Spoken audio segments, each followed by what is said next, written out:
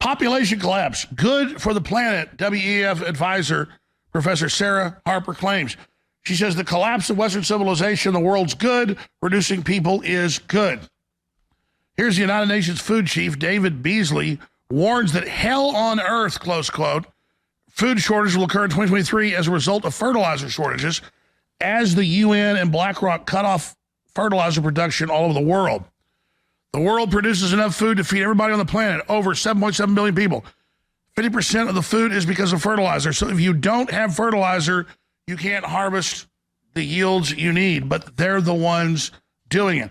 Secretary General warns of unprecedented global food crisis, with 276 million facing food insecurity and death. World Food Program head says food supply chains failing. But it's the UN that did the lockdowns, the UN that wouldn't let them operate. So let's play a clip of the UN food chief, and then John Kerry's been making the circuit saying we got to cut food production by 30%, but then, starvation is going to cause the third world to flood us. Oh, wow. But what's the cause? Global warming. Here it is. We're facing a food pricing problem in 2022 that's creating havoc around the world. Well, if we don't get on top of this thing quickly, and I don't mean next year, I mean this year, you will have a food availability problem in 2023, and that's going to be hell on earth.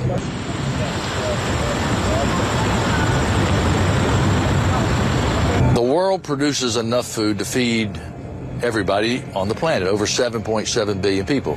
50% of that food is because of fertilizer. So if you don't have fertilizer, you can't have harvest the yields that you need. And at the same time, food systems themselves contribute a significant amount of emissions just in the way in which we do the things we've been doing. Though this conference over the last 2 days, I know, has been really grappling with sort of how we change that dynamic and what we do. But with a growing population on the planet, we just crossed the threshold of 8 billion fellow citizens around the world. We just crossed that in this last year. But emissions from the food system alone are projected to cause another 0.5 degree of warming by mid-century on the current course that we are today. And instead of being on a course to be able to hold the Earth's temperature increase to 1.5 degrees, we're actually on a course to hit around 3 degrees right now. And I say that to you folks, coming from some who've done analysis within the oil and gas industry itself, who have come to that conclusion based on their modeling. So that's not some, fly-by-night operation that is suggesting that that may be where we are headed. Now, a 2-degree future could result in an additional 600 million people not getting enough to eat. And you just can't continue to both warm the planet while also expecting to feed it. We're already seeing climate refugees around the world. If you think migration has been a problem in Europe from the Syrian war, or even from what we see now, wait till you see 100 million people for whom the entire food production capacity has collapsed. So you can pull up the headlines. Kerry's proposal in writing is to cut food production by 30% to stop starvation. Because if we, quote, don't cause the starvation, it'll cause the temperature to go up, and then billions don't get fed. They're literally involved in siege against us, cutting the food off while posing as the saviors while they do it.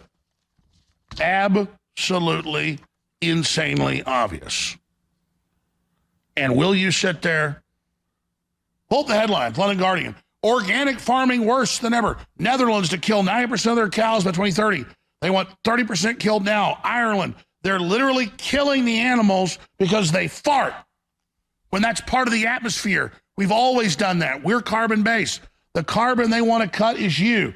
Then they don't trim the trees. They leave the power lines up. They have huge fires. Let this arsonist set fires everywhere. And they go, look, the world's burning. Do what we say.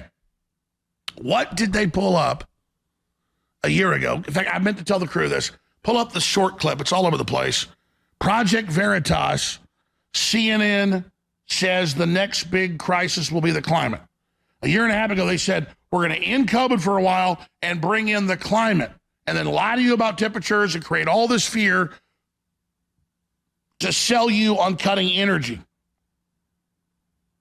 Because our big, rich, free market system is too good even for the laziest people. They want you totally poor so they can control you and tell your hungry belly, do what we say, give us the power and control, and we'll give you food again. But they won't give you food. You're sticking your hand in a wood chipper. You're destroying your own future.